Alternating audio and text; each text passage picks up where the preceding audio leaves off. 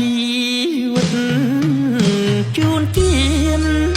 ធៀបជូនគ្រួសារស្ម័គ្រចិត្តបូជាការពីដែនដីក្នុងនាមយុទ្ធជនស្មោះត្រង់ភាំងក្ដីនៅក្រោមស្នាដៃសំដេចដែលច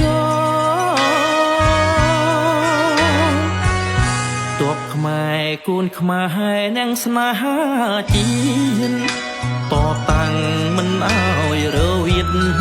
ដើម្បីជាតិទុំត្រូវឈាមហូរការពីទាំងដីនៅក្នុងអត្ថន័យផ្ដាច់បដូរឲ្យសំទបសាំងម៉ៃដែលជោស្ម័គ្រឈរកាងាពីជា